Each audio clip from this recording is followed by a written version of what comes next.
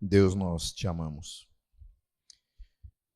E obrigado porque o Senhor nos deu esse grande presente. Essa graça de te amar, de te conhecer. Sabemos, temos consciência que isso não vem de nós. Que nós somos incapazes, Senhor, de crer, de te amar, se não fosse a tua graça derramada em nossas vidas e ter nos alcançado e nos dado o grande presente, que é a fé em Jesus Cristo. Obrigado porque hoje nós estamos aqui mais uma vez, diante da tua santa palavra. E mais uma vez queremos aprender, por meio do teu Espírito, iluminando o nosso entendimento, para que a gente possa compreender aquilo que o Senhor quer falar, por meio daquilo que foi revelado nas Santas Escrituras. Obrigado, Jesus. Em teu nome eu oro. Amém. Abram suas Bíblias, queridos, no livro de Juízes, lá no capítulo 6. Hoje é a terceira pregação da série em Juízes. Depois vocês vão lá tanto no canal da Gólgota, quanto no meu canal, que vocês podem revisitar essas pregações, para você não ficar perdido, né, e sabendo daquilo que a gente tem tratado dentro desse livro. O título dessa pregação é Confiança e Adoração. Nós vamos lidar com esses dois assuntos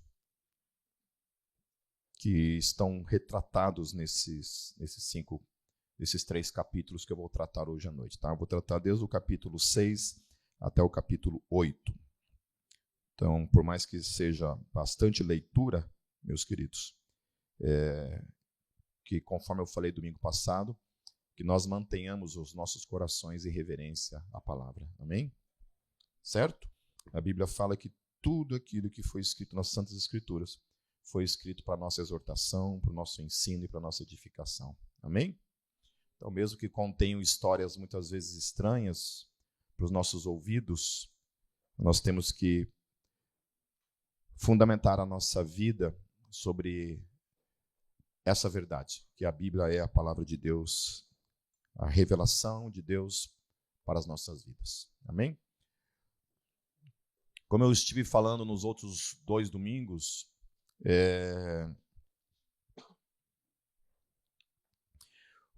aquilo que o Antigo Testamento deixa absolutamente claro para todos nós, talvez não para o entendimento dos judeus de modo geral, que pela falta de compreensão ainda não caiu em si a sua condição absolutamente revelada no Antigo Testamento, de que o ser humano é o que é. Um ser pecador, um ser impedido pela sua própria natureza de amar a Deus e de conseguir obedecer aquilo que Deus decretou para todos nós como questões comportamentais. Quando Deus faz uma aliança com o seu povo, ele deixa absolutamente claro que se vocês fizerem isso, vocês colherão isso. Se vocês obedecerem os meus mandamentos, as bênçãos sobre vocês serão essas. Se vocês não obedecerem os meus mandamentos, as maldições sobrevirão sobre vocês. E Deus lista todas elas para o povo. E o que a gente vê revelado desde Gênesis, todo o Antigo Testamento e até hoje, que nós somos incapazes de obedecer aquilo que foi revelado como lei, para que nós pudéssemos, de alguma forma, agradar o coração de Deus por meio da obediência destas leis. E para isso, então, foi necessário que Jesus viesse, para que a graça fosse revelada para todos nós. Amém? Certo? Se não fosse a graça, se não fosse aquilo que Jesus realizou na cruz por cada um de nós seríamos incapazes de qualquer forma alcançarmos algum tipo de salvação.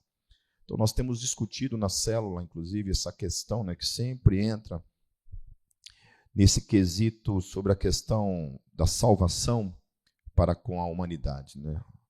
até onde a salvação ela tem alcançado as pessoas de fato no mundo todo, né? Então tem muitas questões que são perguntas que a gente meio que tem uma conclusão implícita naquilo que a Bíblia revela acerca da salvação. E aí tem as outras questões que nós realmente ficamos especulando, né, e talvez abraçando algumas possibilidades. Por exemplo, como que a salvação se dá para pessoas que nunca ouviram falar do Evangelho? Como que ela se dá? Então aí a gente fica especulando, né? A gente fica talvez abraçando alguns aspectos de justiça ou injustiça, onde a gente entende que como crerão se não há quem pregue? Como crerão se não terão alcance ao Evangelho? Então a gente pode concluir que com isso essas pessoas então não podem ser condenadas a uma eternidade no Geena ou no inferno, se essas pessoas nunca tiveram a possibilidade de crer, né? Então como é que fica? E a verdade é que nós não temos uma resposta confortável para isso. Nós temos especulações, nós especulamos.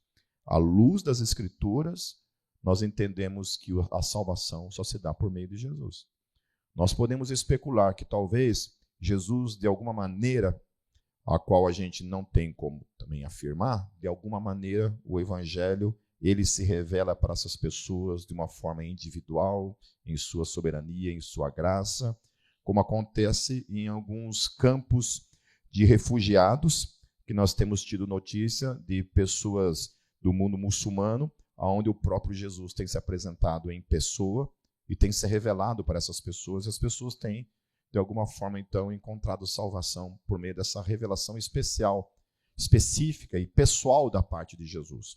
Mas, por um outro lado, nós sabemos que milhares e milhares de pessoas todos os dias morrem sem nunca ter tido esse tipo de experiência pessoal.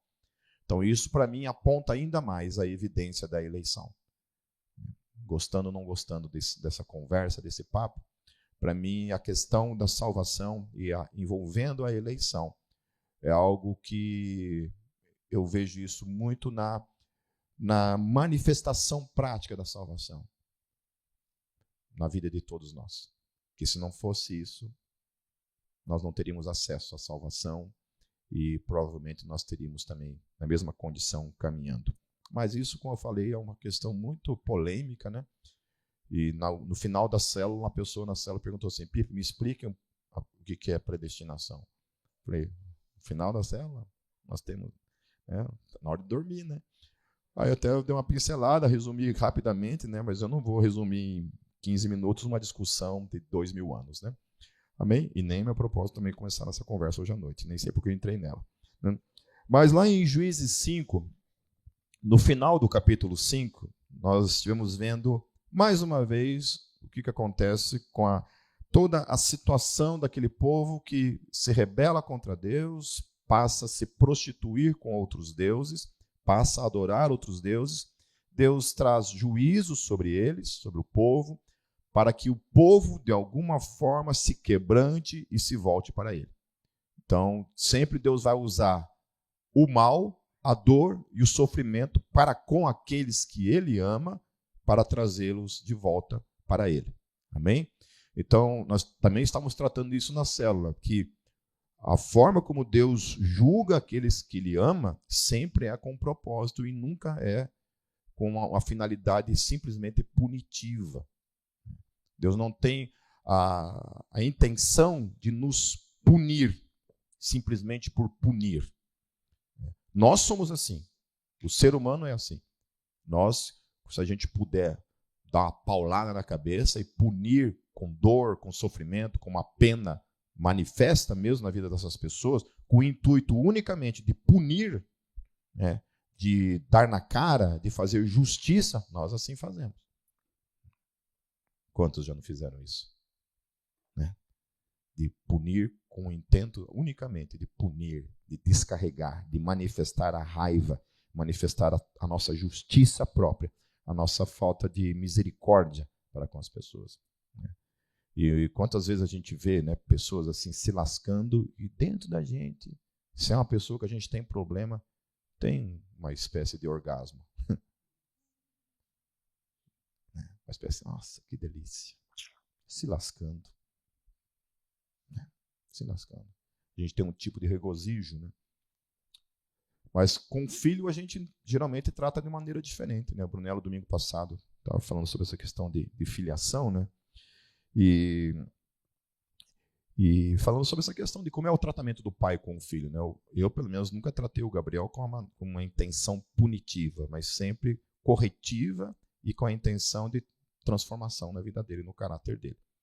Então, Deus é assim com a gente também. Então, Deus sempre vai tratar a gente com a intenção de usar o sofrimento, usar muitas vezes a consequência do nosso pecado com uma única intenção: nos quebrantar. Colocar a gente de joelhos, prostrados, quebrantados, em reconhecimento do nosso pecado e da nossa necessidade de sua misericórdia e graça, para que a gente possa estar mais perto dele. Amém? Certo? Então, essa ideia de Deus de juízo, sim, existe uma parte de Deus que trata de juízo, mas para com os seus filhos sempre é com o intento de nos trazer de volta. Então, o texto termina assim, no capítulo 5, no verso 31. Assim pereçam todos os teus inimigos, ó Senhor, mas os que te amam sejam como o sol quando se levanta na sua força. E a terra teve paz durante 40 anos. Então, assim termina o capítulo 5. Israel volta-se para o Senhor novamente, e por causa dessa conversão do seu coração, esse reconhecimento da sua condição, eles então recebem um tempo de paz de 80 anos. Aquela nação que antes estava sendo oprimida pelos inimigos, pelos povos pagãos ao seu derredor, agora vivencia então um tempo de paz de 80 anos, praticamente uma vida. Né? Uma vida. 80 anos é uma vida. Praticamente 2 gerações, né? Conseguiu viver em paz em seu reino. Aí no capítulo 6, começa novamente a novela mexicana. Né? A revelação da realidade do nosso bendito coraçãozinho humano. De novo, eu acho interessante isso, porque o autor já começa de novo. Né? Ou seja, de novo é o quê? Já tinha acontecido outras vezes? Sim. Ninguém fala de novo quando é a primeira vez, certo? A primeira vez, né? Então, quando fala de novo, significa que já aconteceram outras vezes. Né? Já ouviu isso em casa? Da mãe, do pai? De novo? Ou da esposa? De novo? Toda semana eu recebo. De novo. Outra vez. Então, de novo, os israelitas fizeram o que o Senhor reprova. E durante 7 anos, ele os entregou nas mãos dos midianitas. Então, novamente, aquele povo peca contra Deus. E aqui depois vai ser revelado qual é o tipo de pecado que envolvia. Sempre estava envolvendo a questão da idolatria a outros deuses.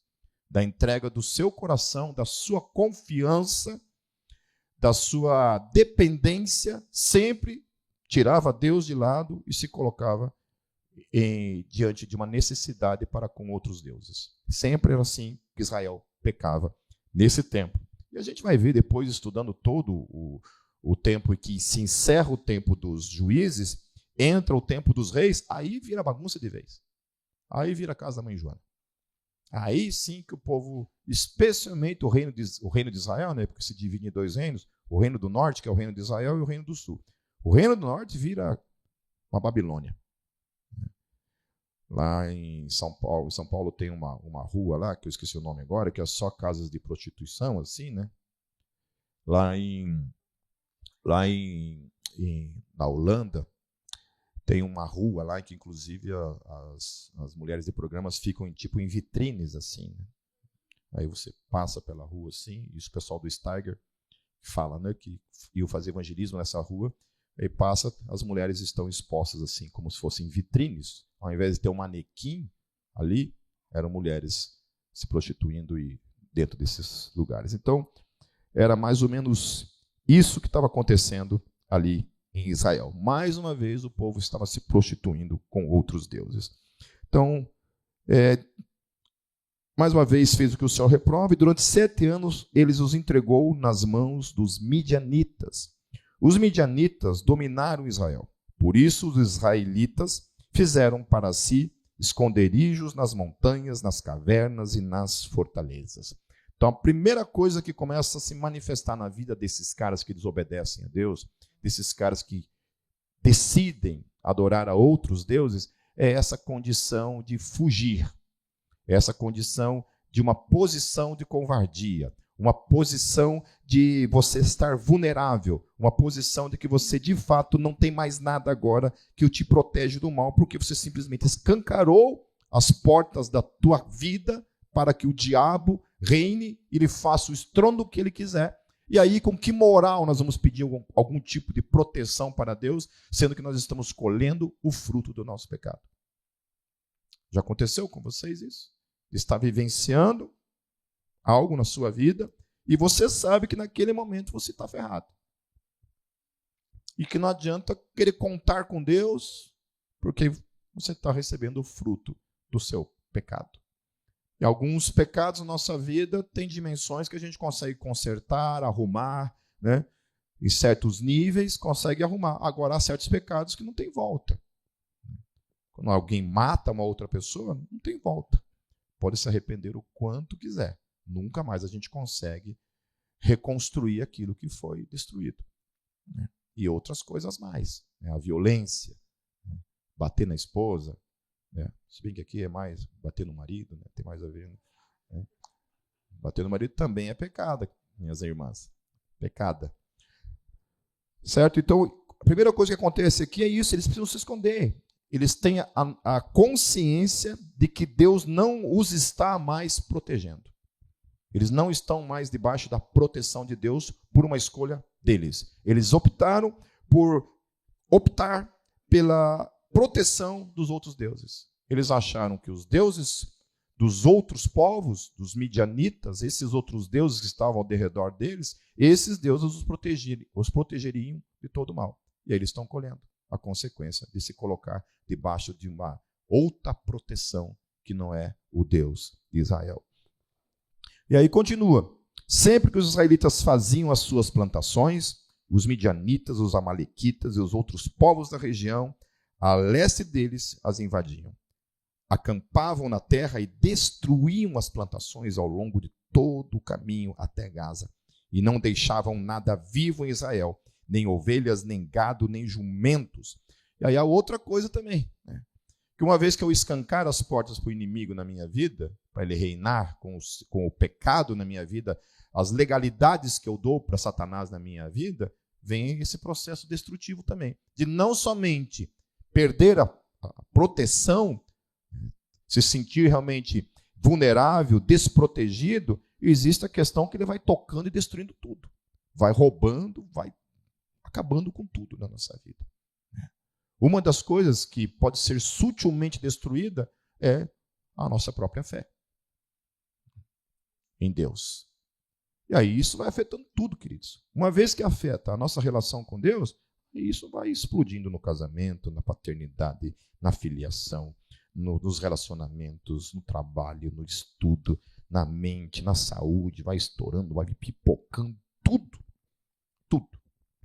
O inimigo vai fazendo a varredura, vai ceifando tudo aquilo que era a vida na nossa vida. Tudo aquilo que gerava saúde, vida, tudo isso é roubado, nos deixando vulneráveis na mão de Satanás.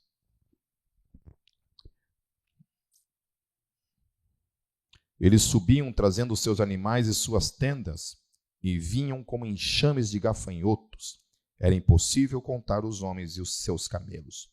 Invadiam a terra para devastá-la. Por causa de Midian, Israel empobreceu tanto que os israelitas clamaram por socorro ao Senhor. E aí, novamente, aquilo que nós já tivemos vendo em outras situações anteriores. O propósito de Deus, então, se manifesta. Qual que era o propósito desde o início que eu falei? Por que Deus permitiu eles passarem 7 anos? Imagine eles olhando, né, cara? Aquele povo, que era um povo que estava 80 anos em paz, debaixo do cuidado, do domínio, da soberania, da proteção, da provisão do Deus vivo, agora se encontra debaixo do fracasso de ter escolhido outros deuses para as suas vidas, totalmente desprotegido, sem alimento e cercado por uma multidão que o texto fala que não podia nem contar, de tanta gente que tinha. Era tanta gente que estava trazendo essa opressão sobre a vida deles que eles não tinham nem como contar aquilo. E aí o texto fala que somente então eles se quebrantam. Eles não suportam mais. E às vezes eu fico pensando isso, né, sobre mim, e acho que você pode pensar isso sobre você mesmo. Até onde a gente precisa chegar?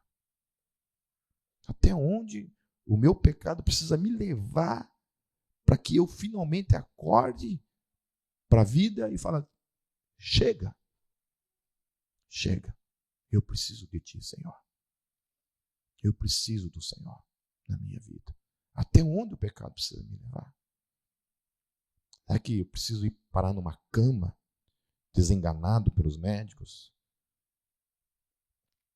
Será que precisa acontecer o pior na minha vida? E muitas vezes essa questão da consequência é uma coisa também muito complicada em Deus, né? A gente vai depois ver um pouco sobre isso, que é essa falta de consciência que nós temos, que muitas vezes a gente pensa que aquilo que eu faço, somente eu colho.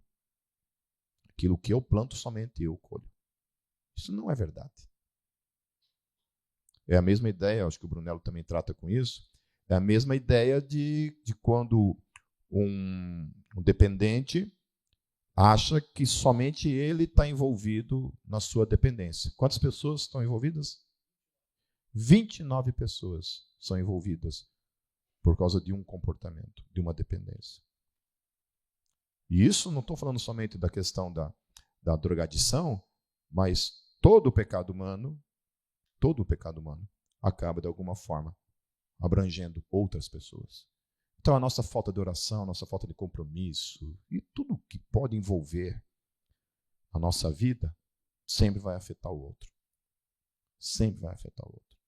Aqui provavelmente quando o texto fala que os israelitas fizeram isso, não necessariamente ali 100% daquelas pessoas estavam prostradas adorando outros deuses, como a gente vai ver.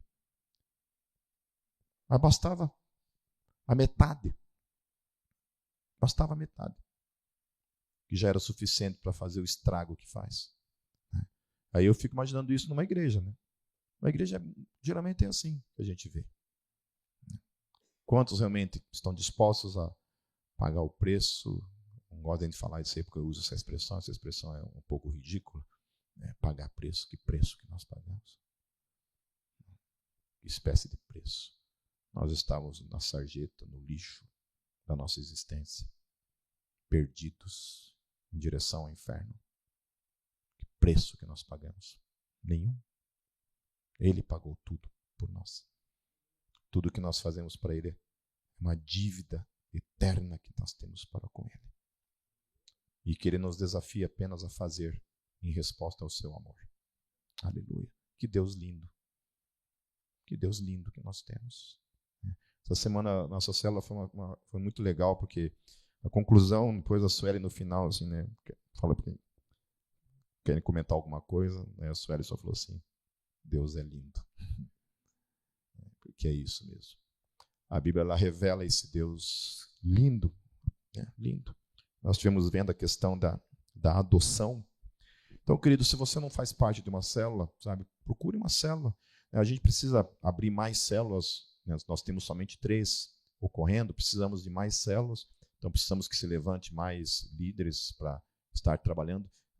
Tipo assim, você não precisa ser formado em teologia, sabe? Ser doutor em divindade para estar na frente de uma célula, né? Ser uma pessoa, né, que onde passa, assim, os demônios vão caindo, né? Essas coisas. Não precisa ser isso, você só precisa ser uma pessoa disposta, né? Porque o material todo é jogado na tua mão, está tudo ali o material. Você não precisa compartilhar. Na verdade, é somente ser o facilitador, né? A pessoa que está facilitando ali a condução daquele momento. Né? E tem sido maravilhoso. Não sei na célula de vocês, mas a minha, por ter a vantagem de ser eu o que fala, né? Não, mas eu tenho recebido as notícias das outras células que tem sido uma benção. E como eu falei, o material por si só ele já é muito enriquecedor. Nós estamos no segundo livro. O primeiro livro foi um livro do Tim Keller, que era Catecismo na Cidade, né? Isso, né? E as 2 células já terminaram, e agora a gente está no 25 perguntas, né? Do Francis Schaeffer. Nossa, gente, um material assim, maravilhoso. Então, depois me procure para que a gente possa, de repente, conversar sobre isso. Mas, continuando então, queridos,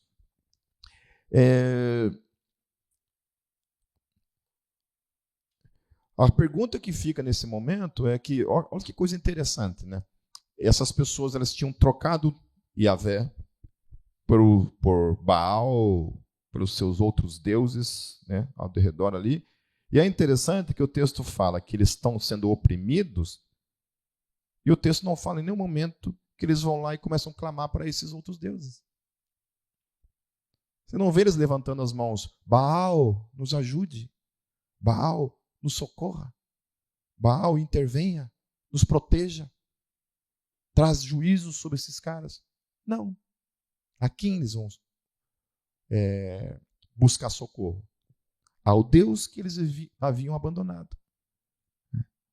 Ao Deus o qual eles tinham dado as costas, a esse Deus, então, eles começam a clamar. Porque o texto fala que eles começaram a clamar por socorro ao Senhor. E o texto aqui, no hebraico, vai falar Yahvé.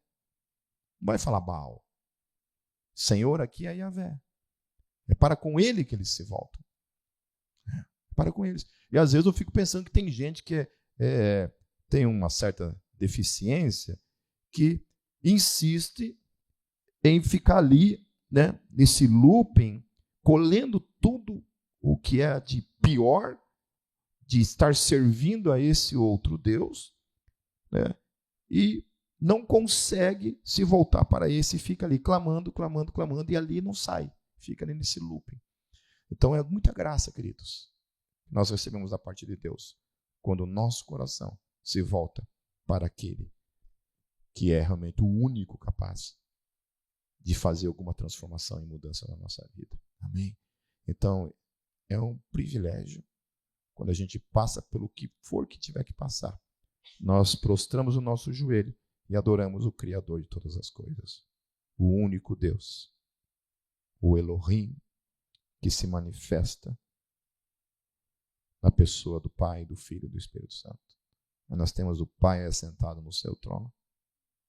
Nós temos o Filho assentado no meio do trono, que deu a sua vida, morreu e ressuscitou.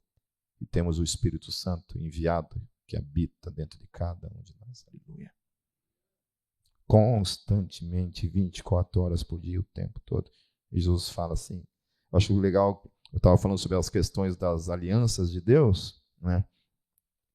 Que a aliança de Deus é algo interessante, que ela não depende de você, nem de mim. Aleluia. Aleluia. E eu acho uma coisa tão tola, como tem pessoa que gosta dessa coisa de repartir, de alguma forma, a salvação como uma responsabilidade dele também. Então ele precisa, ele não consegue, ele tem um problema sério de depender 100% de Deus como fator da salvação da sua vida. Ele precisa ter o dedinho dele naquilo lá.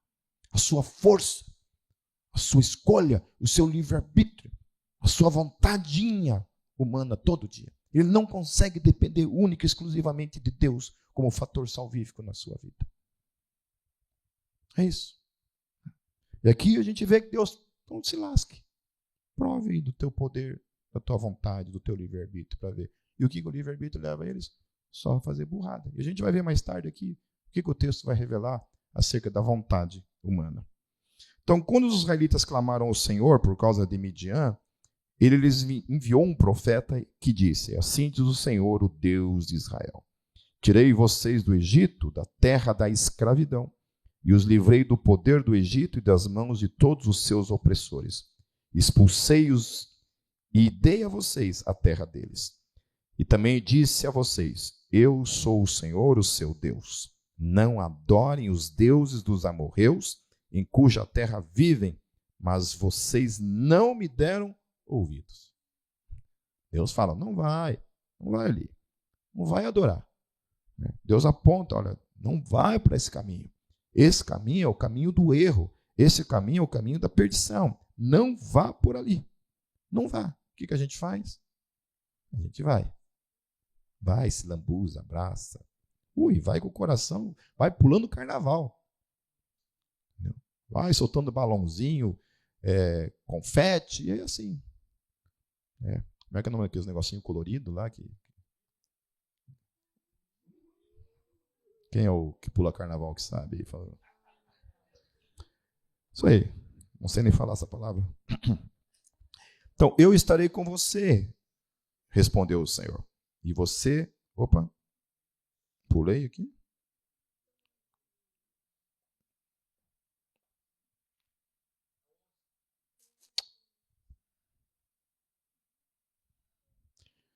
Tá, isso. Então, o anjo do Senhor apareceu a Gideão e lhe disse: o Senhor está com você, poderoso guerreiro.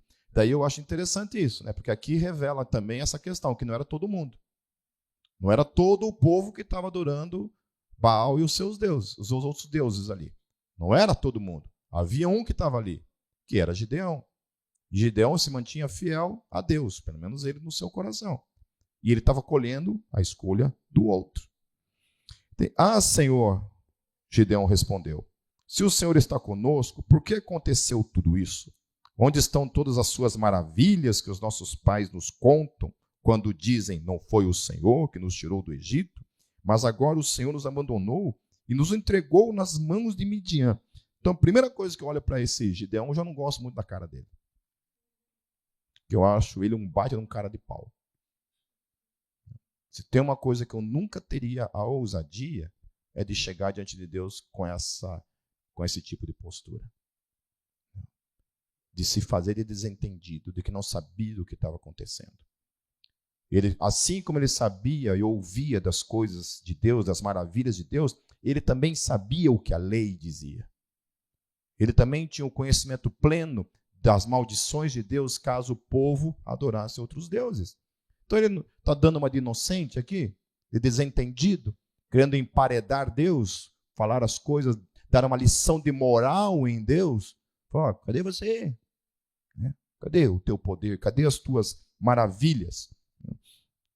Então o Senhor se voltou para ele e disse, com a força que você tem, vá libertar Israel das mãos de Midian. Não sou eu quem o está enviando? Senhor, respondeu Gideão, como posso libertar Israel? Meu clã é o menos importante de Manassés, e eu sou o menor da minha família. Eu fico pensando assim, cara, se Deus, o próprio Deus Todo-Poderoso, aparece para mim, ele em pessoa, e fala assim, Pipe, vai lá no UFC, e dá porrada em todo mundo porque eu vou estar com você. Meu filho, põe minha sunguinha de oncinha, só a sunguinha ali já matou, os caras já desistem na hora ali. Né? Seja quem for o inimigo, se o próprio Deus aparece e fala, vá, eu não tenho nada a questionar. E a gente olha para Gideão, esse frouxo, e o frouxo é frouxo. Esse cara ele começa a colocar em dúvida, ele está esquecendo de quem está ali se apresentando para ele. Na pessoa de um anjo. Está ali. Eu estou falando. Deus está ali. Mas daí o tal do Gideão, né? E aí eu acho interessante que tem muita gente que usa esse exemplo do Gideão para colocar Deus à prova em muitas coisas, né? Tinha uma menina lá no tempo da igreja presbiteriana que ela falou assim, ela tinha um cara que ela gostava na igreja, ela falou assim, Deus, mesma coisa, né? Se for da tua vontade, né? Quando eu encontrar ele hoje, ele vai trazer uma bala especial para mim, né? E adivinha o que aconteceu? Se encontrou com o cara e o cara trouxe realmente uma bala especial para ela. Adivinha o que aconteceu? Ela casou com outro. Aí eu fico pensando, qual que é o problema dessas pessoas, gente? Qual que é o problema dessas pessoas? Se você pergunta algo para Deus, por que você pergunta? Por quê? Uma vez um cara me procurou, Pipe, estou querendo me divorciar da minha mulher. Falei, tamo junto. Vamos junto então. Né? Falei assim, Mas o que você quer? Então, eu queria compartilhar isso com você. Né? Você orou? Eu orei. E o que Deus falou para você? Que não é para me separar. Aí eu falei, você está aqui não arrumar para minha cabeça, né? Porque se Deus falou para você não se separar, você quer que eu falo o quê para você? O quê? E adivinha o que aconteceu? Ele se separou. Você viu como a gente é, queridos? A gente está rindo, mas a gente é igualzinho. A mesma massinha, a mesma matéria-prima que compõe todos nós. É esse mesmo elemento miserável, pobre, cego, nu, incapaz de se manter na luz, no caminho, na verdade, se não for a graça, a intervenção, a soberania desse Deus que nos ama. Isso é diferente, entendam bem. Depender de Deus, único e exclusivamente como nosso Salvador, o Brunel estava falando um pouco disso domingo passado, é simplesmente entender que, mesmo as nossas condições, das coisas que nós fazemos, todo o mérito salvífico pertence ao nosso Deus. A nossa tarefa é confiar nisso, descansar nele e esperar nele. Amém? Por isso que essa tarefa de sair daqui e achar que nós temos um papel, algo que envolve as nossas vidas, isso é literalmente querer dizer que a salvação depende de nós. É se colocar numa condição de dependência também nossa, onde nós também precisamos, de alguma forma, ser fortes o suficiente ao invés de estar aqui. Então, estar aqui não significa que a gente não tem que lutar contra o pecado, a gente não tem que dizer não para o pecado, não tem que buscar uma vida de santificação, não tem que buscar mais da presença do Espírito Santo, né? Se submeter mais a Deus, resistir às forças do mal contra as nossas vidas. Não é isso. Não significa que essas coisas são anuladas. Mas a forma como essas coisas acontecem, tudo que acontece aqui está movido debaixo da graça de Deus. Da consciência de que aquilo que ele começou, ele irá completá-la. Porque se iniciou nele, caminha nele e se findará, ou se consumará, em definitivo, nele. Aleluia. Amém? Graças a Deus eu tenho esse tipo de teologia na minha vida, esperança e fé. Porque é assim que eu caminho todos os dias. Consciente de quem eu sou e consciente dessa total dependência que eu preciso ter dele. Porque já caminhei aqui, queridos, e era horrível pensar que tinha momentos que eu tinha perdido a salvação, que o Espírito Santo tinha saído de mim, eu me arrependia, o Espírito Santo voltava para mim, que na segunda-feira meu nome estava lá escrito no livro da vida, assim, em negrito, brilhando, assim, bem bonito. Na terça-feira estava meio acinzentado.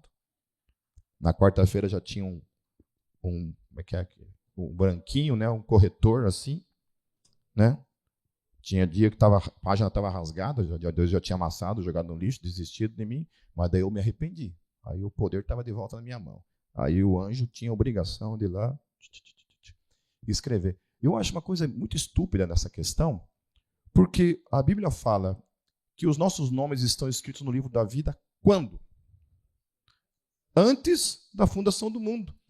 Você tinha feito alguma coisa para que o teu nome estivesse lá, querido? Você não existia. Paulo em Romanos, ele vai falar isso, que Deus, por causa da eleição, tinha escolhido Jacó ao invés de Esaú. E ele fala, antes dos seus nascimentos, as crianças não tinham feito escolha nenhuma, não tinham feito nada, absolutamente nada. E o texto vai falar assim, por causa do propósito da eleição, aleluia.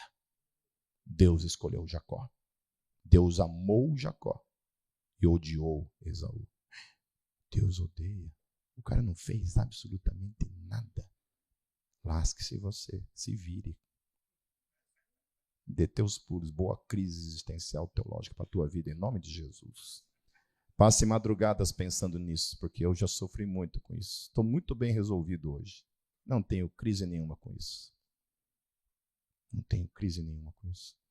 Acordo todos os dias como um eleito de Deus, sabendo que se ele não tivesse me eleito antes da fundação do mundo, o Pibo estaria aí, sei lá, fazendo o quê? Não vou nem continuar a falar sobre isso. Às vezes a carne endemônia aqui começa a falar coisa que não já entra em certas questões.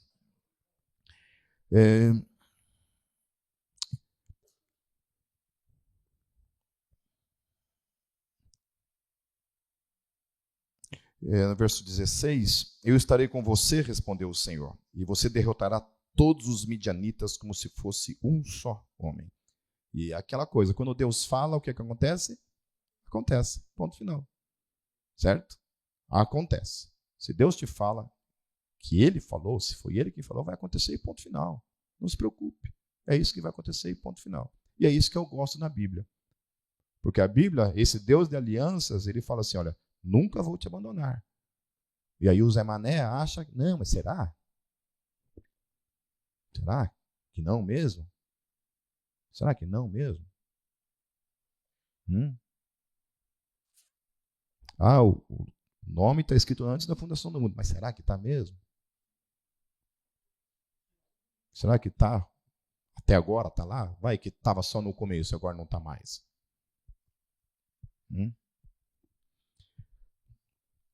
E Gideão prosseguiu. Aí o retardado do Gideão, o teimosito do Gideão, de novo. E Gideão prosseguiu. Se de fato posso contar com o teu favor, não dá vontade de dar uma paulada nesse indivíduo? E não dá vontade de dar uma paulada em nós mesmos? Quando a gente duvida da fidelidade do nosso Deus? Quando a gente duvida da fidelidade de Deus, quando a gente duvida do cuidado de Deus, quando a gente duvida do amor de Deus, quando a gente duvida da salvação e a sua implicação na nossa vida. Toda a implicação da salvação na nossa vida. Amém? De compreender de fato o processo da salvação, que ela se deu antes da fundação do mundo, que ela se manifesta no tempo, na história.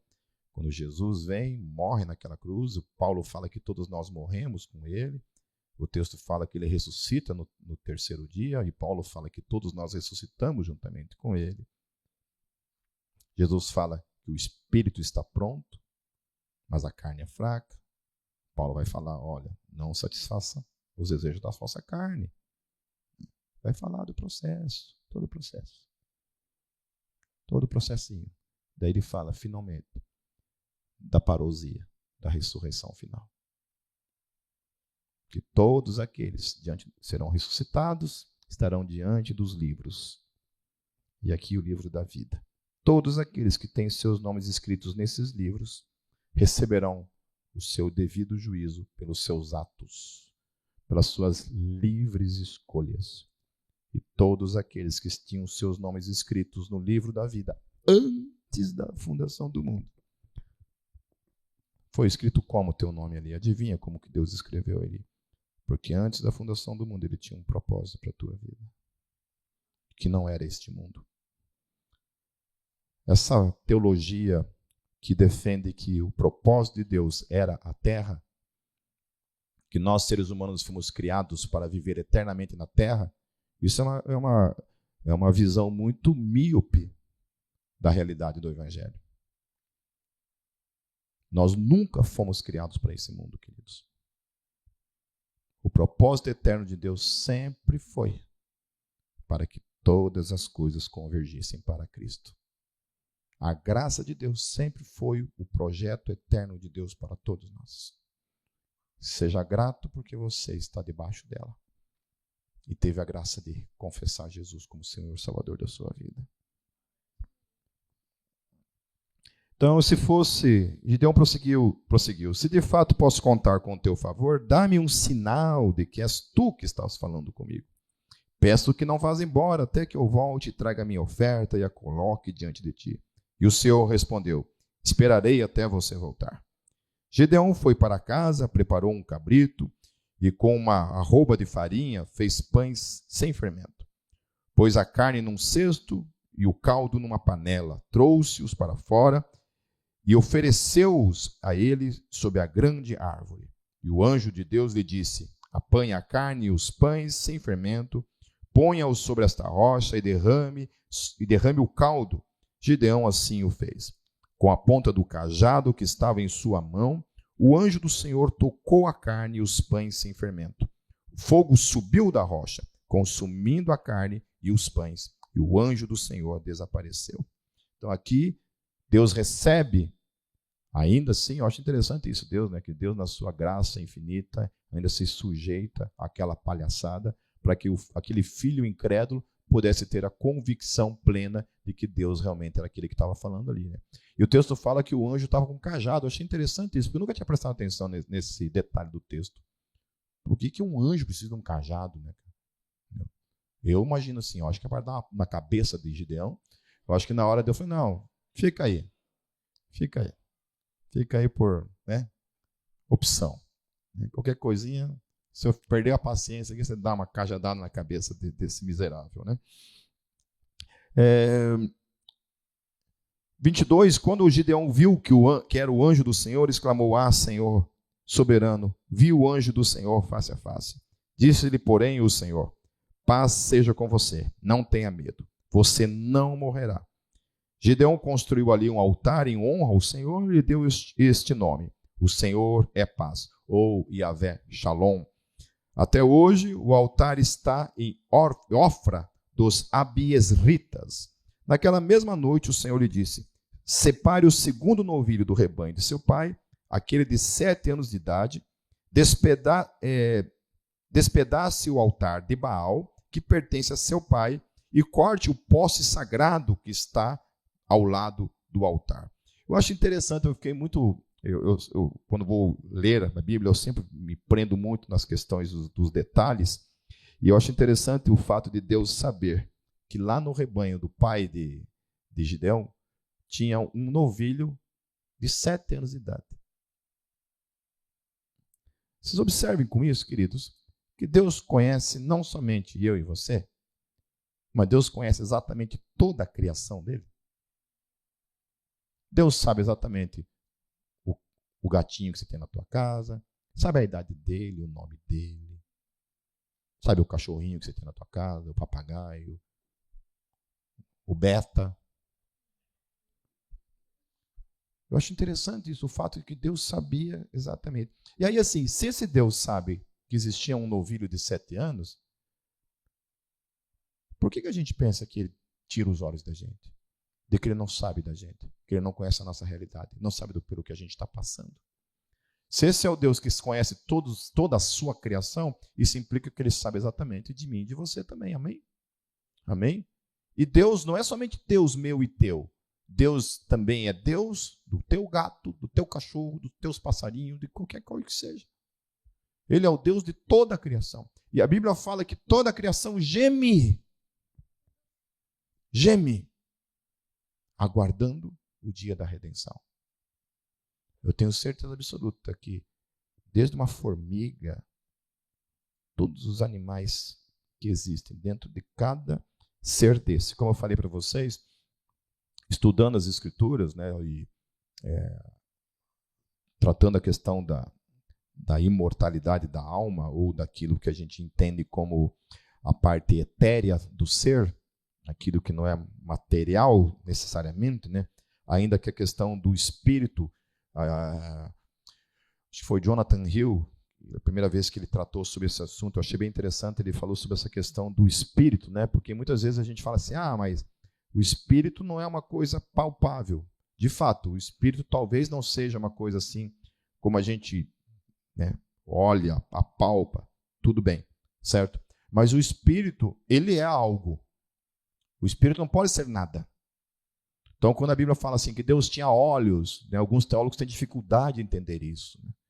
Tem dificuldade de entender essa materialização, com nossas palavras, daquilo que, em teoria, seria algo imaterial, que seria o espírito. Mas a Bíblia não fala que o espírito ele necessariamente é uma coisa assim, que não tem forma ou não seja algo. Ela trata como espírito. Fala isso. E a gente vê que quando os anjos aparecem, eles, de alguma forma, eles se materializam também e continuam sendo o Espírito. Quando Jesus ressuscita, ele está ali, ó, com o corpo físico glorificado, ele vai, desaparece, some. Não se sabe como.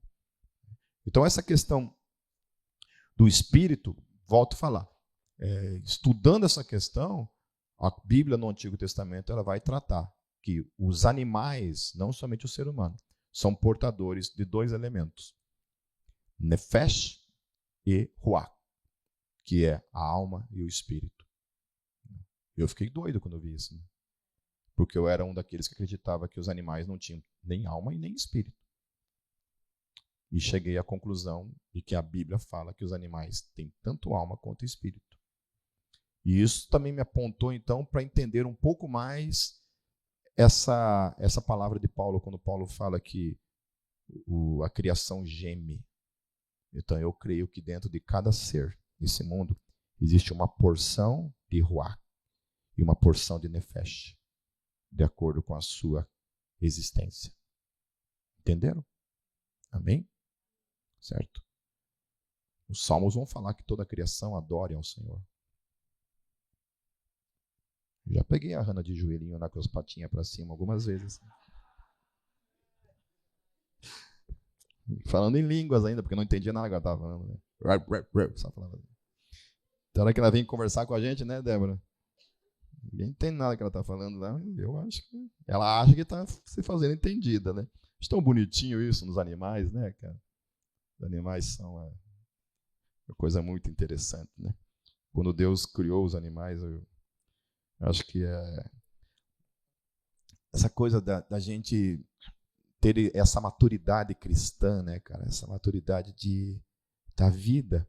Ontem nós tivemos o show aqui, e domingo passado eu falei sobre essa coisa de a gente degustar da arte pela arte. Porque Deus criou a arte para nós, para o nosso deleite também. Para que a gente usufruísse. Assim como a criação glorifica o nome dele, mas também é para a gente. É ou não é bom a gente tomar um banho de mar? Pular as 7 ondinhas?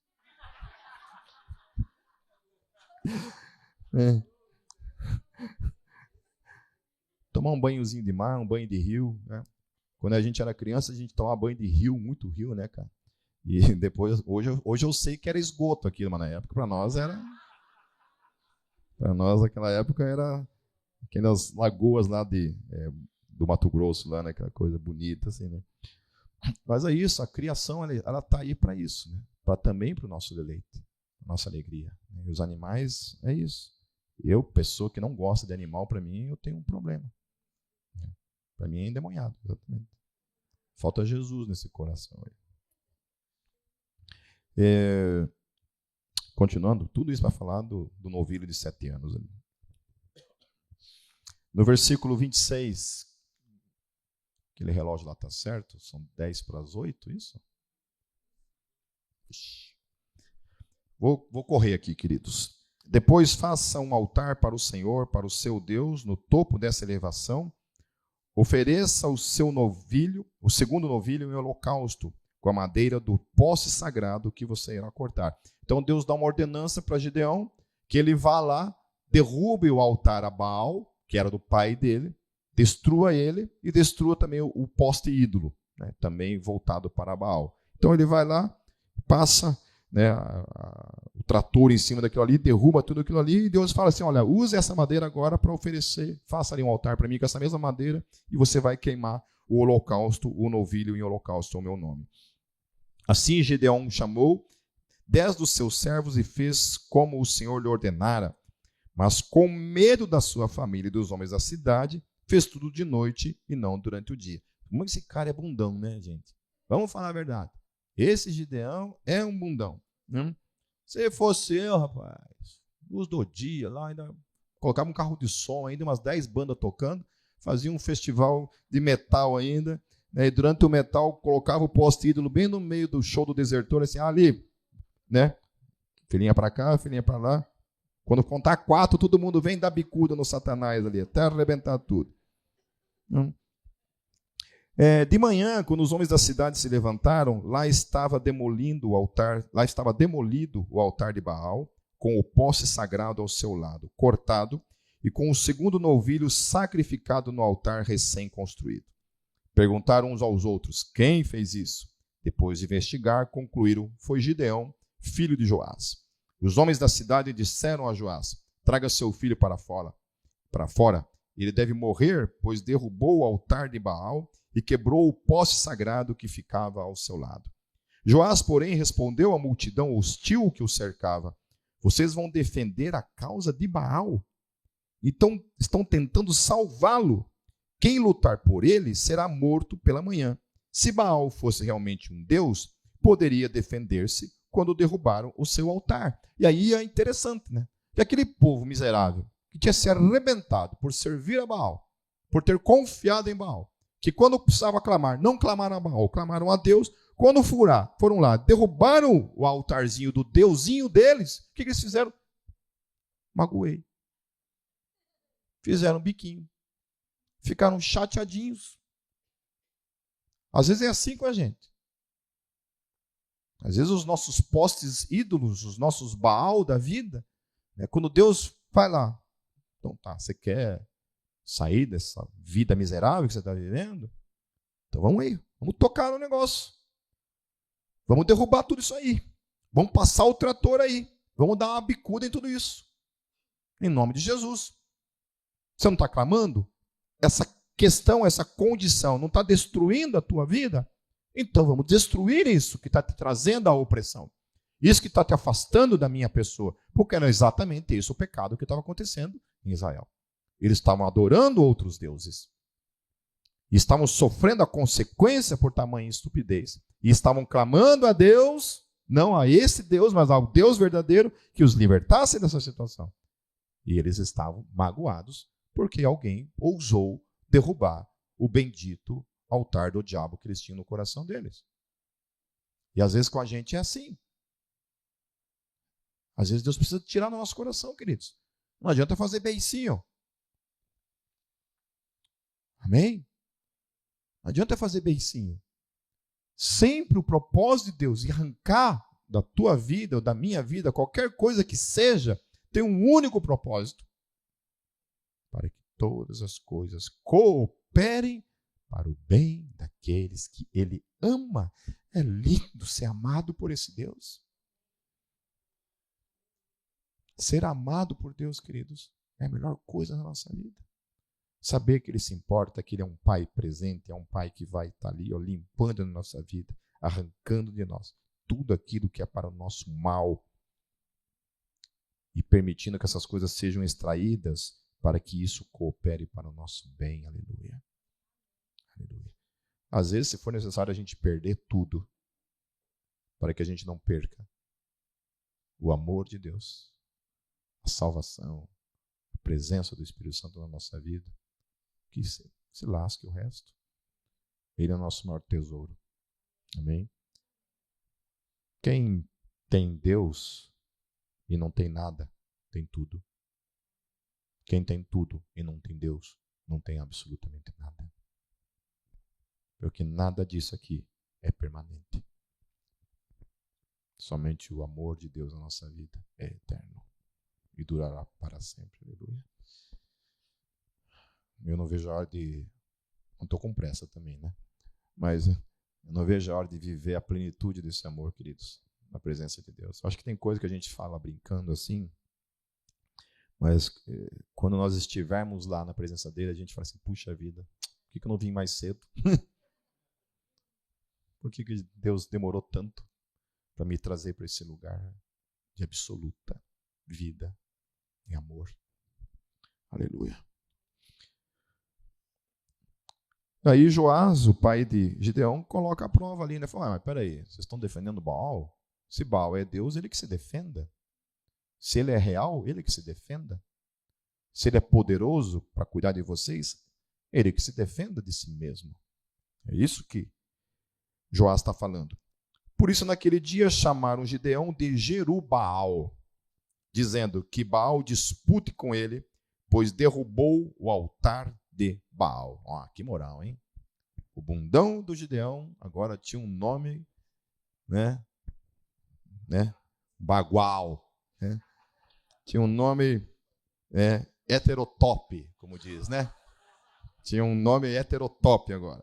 Então, nesse meio tempo, todos os midianitas, amalequitas e outros povos que vinham do leste uniram os seus exércitos, atravessaram o Jordão e acamparam no vale de Jezreel. Então, olha o que acontece. Tocaram no Deus deles.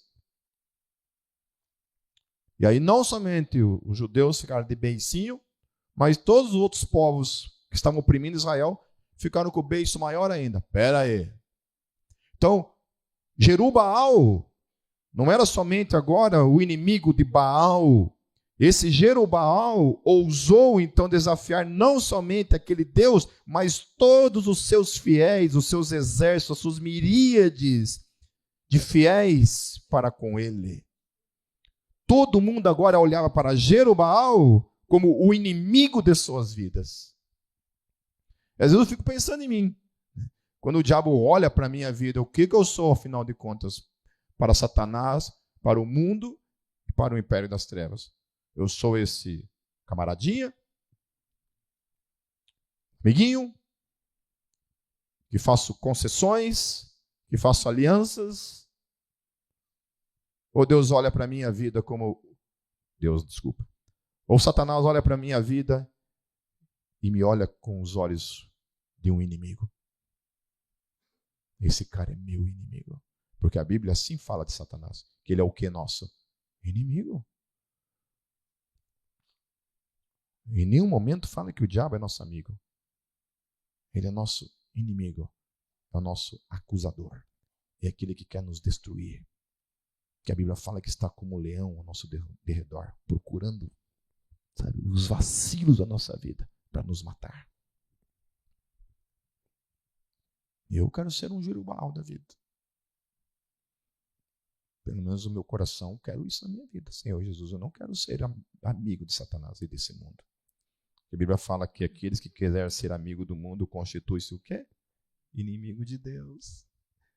Você percebe que às vezes a gente prefere estar aqui, está se lascando aqui. E aqui está aquele cara que diz, eu quero ser teu amigo. Seu tolo. Eu quero ser teu amigo. Eu quero te amar, eu quero cuidar de você. Mas a nossa natureza, esse material genético que nós nascemos inseridos na nossa alma, no nosso espírito, prefere sempre estar aqui, abraçar outros deuses, ser inimigo de Deus, ao invés de nos tornarmos inimigos desse lado. Nós deveríamos estar aqui, queridos, lutando. A primeira música que a gente cantou no louvor hoje, que música poderosa. Estejais revestidos de toda a armadura espiritual. Amém. Capacete da salvação, o escudo da fé, a espada do Espírito, as sandálias da pregação do Evangelho, a postura que o crente, o discípulo, o filho tem que estar todos os dias nessa guerra, como inimigo dele, não de Deus. Amém. Aleluia. Amém. Então o Espírito do Senhor apoderou-se de Gideão. Agora sim. Gideão aqui rodou o manto, né? E ele, com toque de trombeta, convocou os abiesritas para segui-lo.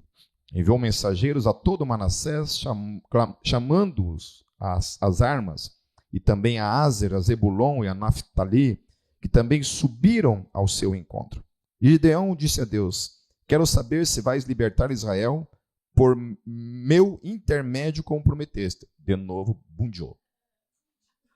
De novo, amarelou a figurinha. Né? Vê, colocarei uma porção de lã. Então, de novo, ele precisava de uma prova, gente. Sério, aí eu vejo, sim, que Deus é muito paciente, né, com a gente. Porque a gente é igual ao Gideão. É a mesma coisa, eu estou falando mal dele aqui, mas eu estou me olhando no espelho. E quantas vezes eu fiz concessões? Eu amarelei, negociei, troquei de lado. Quantas e quantas vezes? E se não fosse esse Deus que deixa as suas 99 e vai lá pegar o Pipe pelos cabelos, assim, que ainda tem um pouquinho, puxando assim, arrasta assim, vem pra cá, miserável, fica aqui. Porque se ele me deixasse a própria sorte, eu ficaria lá, não voltaria nunca. Eu vou pular toda essa palhaçada aqui, porque eu estou cansado desse Gideão. Vamos... Lá no versículo 40, e Deus assim fez naquela noite, somente a lã estava seca, o chão estava todo coberto de orvalho. Então Deus, né, mais uma vez com a sua paciência, vai lá e responde o miserável do Pipe. Né? Lá em Juízes 7, queridos, vou tentar terminar hoje, queridos, não queria, não vou tentar pular alguns textos aqui, tá? Então, de madrugada, Jerubaal, isto é, Gideão, e todo o seu exército acampou junto à fonte de Arob. O acampamento de Midian estava ao norte deles, no vale perto do monte Moré.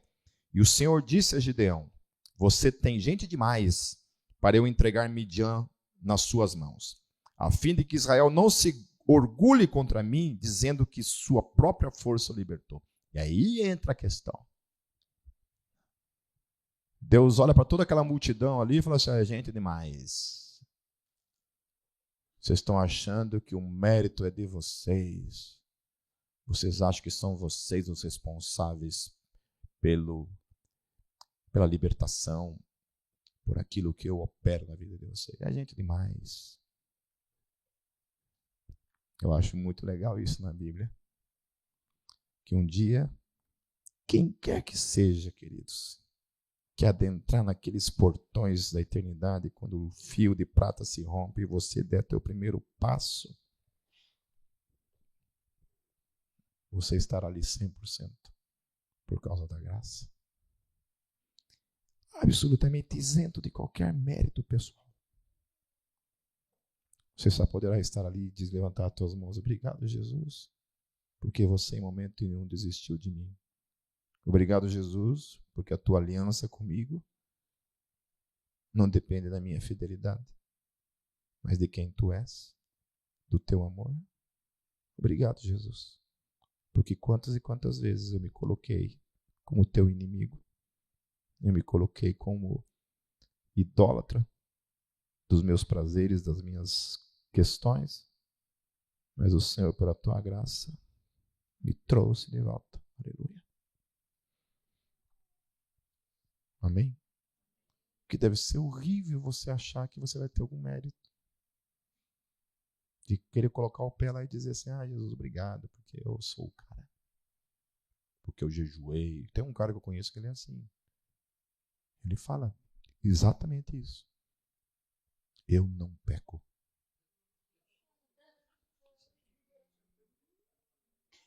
Ele fala: eu não peco. Ele fala: eu sou absolutamente santo. Fala desse jeito, com essas palavras de verdade. O fato de sermos santos não é um problema, porque todos nós somos santos, de fato. Agora a Bíblia fala: aquele que diz que não tem pecado faz de Deus o quê? Um mentiroso. Amém? Certo? Eu deixo claro lá, sou um pecador, salvo pela graça. Aleluia, glória a Deus. Tá bom assim, tá bom. Deixa assim. Não mexe. Não mexe. Que fique assim, para sempre.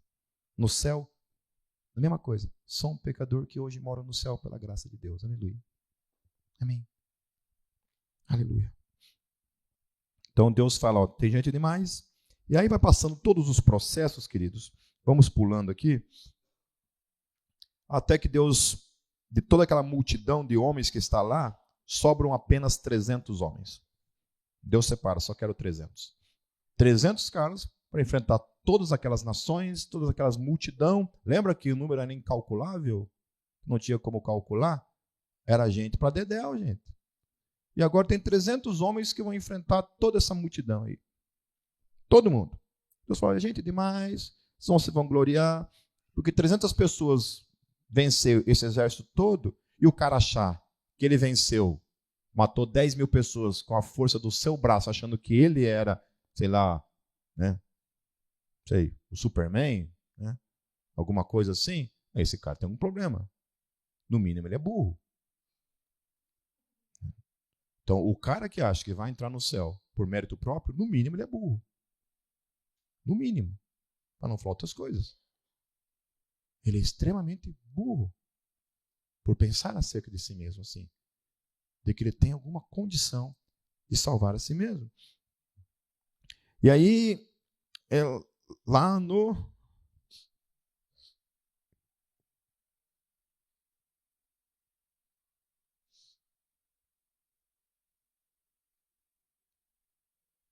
Lá no verso 12. Os midianitas, os amalequitas e todos os outros povos que vinham do leste haviam se instalado no vale. Eram numerosos como nuvens de gafanhotos. Assim como não se pode contar a areia da praia, também não se podia contar os seus camelos. Estou falando só de camelo. Não tinha como contar os camelos dos caras, fora os restantes, né? Gideão chegou bem no momento em que um homem estava contando o seu sonho a um amigo. Tive um sonho, dizia ele. Um pão de cevada vinha rolando dentro do acampamento midianita e atingindo a tenda com tanta força que ela tombou e se desmontou. Seu amigo respondeu: não pode ser outra coisa senão a espada de Gideão, filho de Joás, o israelita. Deus entregou os midianitas a todo o acampamento nas mãos dele. E aí, o que está acontecendo aqui? O Gideão ainda estava com dúvida, né, para variar. E Deus falou assim, então vai o seguinte, agora você vai, pega um cara aí, um amigo teu, e vai lá no meio do acampamento lá, que eu vou falar para você que eu estou contigo lá. Então ele precisa ir lá no meio do acampamento dos caras, e ele daí está lá, né, Maria Fuxiqueira, atrás do muro lá, ouvindo a conversa lá, e ele recebe essa afirmação, essa confirmação da parte de Deus. Pô, esse cara, esse daí, Tomé, é nada perto desse tal de Gideão. Esse Gideão aí Tomé não é nada perto dele. Eu nunca vi uma pessoa tão incrédula que nem esse cara em toda a Bíblia Sagrada. Então, quando Gideão ouviu o sonho e sua interpretação, adorou a Deus. Glória a Deus, né? Finalmente, né, miserável? Né? Voltou para o acampamento de Israel e gritou, levante-se. O Senhor entregou o acampamento midianita nas suas mãos. Daí o que a gente vê no decorrer, queridos, é justamente isso. Que aquilo que Deus havia prometido, Deus cumpre lá no verso 32. Quando as 300 trombetas soaram, o Senhor... 32 não, 22, desculpe. Quando as 300 trombetas soaram, o Senhor fez que em todo o acampamento dos homens se voltasse uns contra os outros com as suas espadas. Olha que interessante. Eles não precisaram mover nenhum dedo. Só tocaram a trombeta, o que aconteceu? Os próprios caras começaram a se matar. Sabe o que Deus estava mostrando para eles aí? Que nem aqueles 300 servia para alguma coisa. Que Deus não deixou nem aqueles 300 tocarem em alguém. Eles mesmos se mataram. Interessante. Deus também gosta de dar uma cutucadinha, né? Tirar uma casquinha. Aí, bobão. Aí o texto vai continuar falando, queridos, sobre toda a questão que envolve, né, lá no capítulo 8, eu vou correr. Nossa, domingo passado já foi, o Brunello pegou 1h30 domingo passado. Eu vou ganhar dele então hoje. Lá no verso 3, no capítulo 3, no verso 4, diz assim, Gideão e seus 300 homens, já exaustos, continuaram a perseguição e chegaram ao Jordão e o atravessaram. No verso 10, ora, Zeba e Zalmuna estavam em Ancor, e com eles cerca de 15 mil homens. Então já tinha matado uma cambada e ainda tinha 15 mil homens para matar. Esses foram todos os que sobraram dos exércitos dos povos que vinham do leste, pois 120 mil homens que portavam espadas tinham sido mortos. Então, além daqueles que tinham se matado tudo ali, a perseguição, eles estavam cansados de perseguir esses homens, e 150 mil homens já haviam sido mortos, queridos, por 300 homens. No verso 27, Gideão usou o ouro para fazer um manto sacerdotal que ele colocou em sua cidade, em Ofra. E aí o que acontece? Todo Israel prostituiu-se, fazendo dele objeto de adoração. Dá para entender esse povo? Não dá. Dá para entender a nós? Não dá. Não dá para entender. Não dá para entender a nossa condição. Deus tinha livrado Israel, destruído seus inimigos em resposta ao seu clamor, por amor a ele, e agora eles estavam adorando um objeto. Deus foi lá, destruiu o altar de Baal. Não, precisamos de outra coisa para substituir o nosso pecado, que é o pecado da adoração. Não a Deus, mas a outro Deus. Então, uma coisa que a gente percebe na história de Israel e na história da humanidade, o nosso problema não é a adoração, queridos. Todos nós temos dentro de cada um de nós uma inclinação a adorar. A nossa essência, da nossa existência, porque nós fomos criados para este fim, que é adorar a Deus. Então, sempre dentro de cada ser humano, toda a criação adora ao Senhor. E o ser humano, todo ele tem dentro de si a inclinação para a adoração. Nós temos somente um problema com relação à adoração. Qual é? É que a gente não quer adorar aquele que é o único que merece a nossa adoração. O problema de Israel não era a falta de adoração. Eles ficavam sem adoração? Não. O negócio deles não era a falta de adoração. Era adorar outro Deus. Eles iam adorar outro Deus. Nosso problema nunca foi falta de adoração. Nosso problema sempre foi adorar ao Deus Criador. Dentro de cada um de nós existe um espírito de rebeldia. Uma inclinação para adorar qualquer outra coisa. O nosso dinheiro, a nossa saúde, a nossa beleza, as nossas coisas, os nossos ídolos e tantas outras coisas. Nós não temos problema nenhum em adorar essas coisas. Não temos problema nenhum de dedicar tempo para estas coisas que nós adoramos. O nosso problema sempre é quando se trata de adorar o nosso Criador. Ter tempo para o nosso Criador. Louvar o nome dele. Adorá-lo com a nossa vida, servindo, amando, orando, gastando tempo. Vocês percebem isso? E aí, ou Deus, pela sua soberania, age na nossa vida, nos trazendo para ele, por sua graça irresistível, se nós quisermos chamar assim, é a única forma que nós teremos de nos prostrarmos diante dele. Porque qualquer vacilo aqui, é isso que acontece. As pessoas se prostram e vão adorar outro Deus. E aí no verso 32, queridos, verso 28, assim Midian foi subjugado pelos israelitas e não tornou a erguer a cabeça.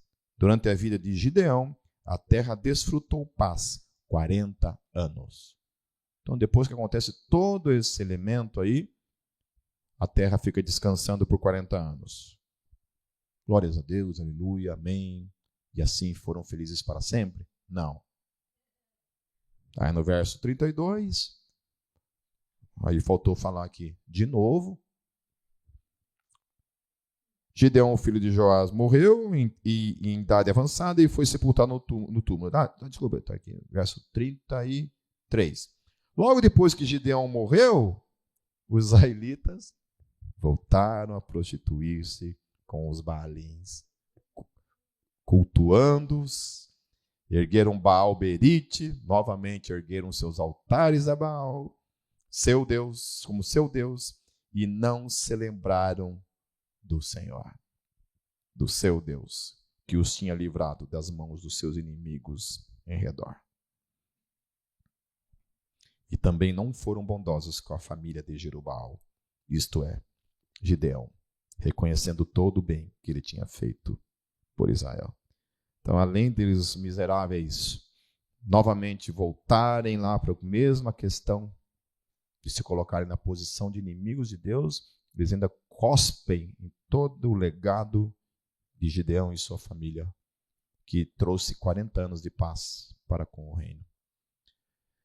Eu acho que a gente pode terminar essa noite, queridos, pensando sobre nós mesmos e sobre essa questão, sabe, de a gente, sabe, pensar mesmo. Por que a gente tem tanta facilidade de adorar tanta coisa e tanta dificuldade de adorar a Deus? Por que a gente aceita para a nossa vida se colocar nessa condição de inimigo de Deus, ao invés de inimigo de Satanás, sabe? Então, acho que a gente podia encerrar essa noite orando e clamando a Deus por graça sobre as nossas vidas. Sabe? Mas especialmente, sabe, querido, eu acho que de sair desse lugar nessa noite se colocando vou colocar para cá, nessa posição de absoluta e total dependência de Deus e gratidão, e fazer: Jesus, obrigado. E é só o Senhor que pode cuidar do meu coração, para que eu não me incline para lá, para que eu não busque essas coisas. Sabe? Então, abrir o coração, se colocar diante de Deus, até isso é fruto da graça na nossa vida. Que a gente possa depender dele e viver o propósito pelo qual nós fomos criados e que o nosso espírito diariamente possa adorar esse Deus pelo qual a gente foi criado para fazê-lo. Amém, queridos? Vamos fechar nossos olhos. Deus, eu quero te agradecer por essa palavra, porque isso daqui, Deus, é a descrição da forma como a gente é. Isso é o que nós somos. Essas pessoas, Senhor Jesus, que se inclinam todo o tempo para adorar a nossa carne, o mundo, a nós mesmos e tantas outras coisas, Senhor, ao invés de te adorarmos. Mas eu te louvo, Senhor, porque você não tem nenhum tipo de ilusão acerca de nós mesmos.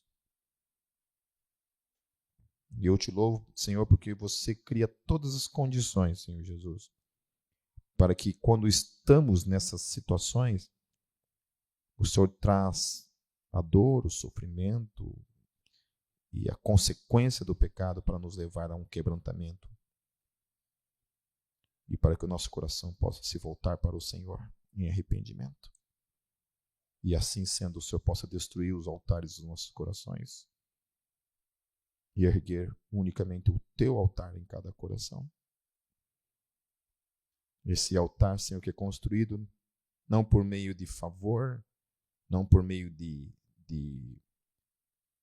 observâncias, mas esse altar que é construído por meio de um cordeiro crucificado, com seu sangue derramado por cada um de nós, que é a única forma pela qual a gente pode ser trazida de volta para ti. Não há outra maneira de caminhar contigo, Senhor, se não for por meio da tua graça e misericórdia em Cristo Jesus. Nós queremos ser essa nação, esse povo que adora o Senhor. E contamos unicamente com a tua graça em nossas vidas. Em teu nome, Jesus. Amém.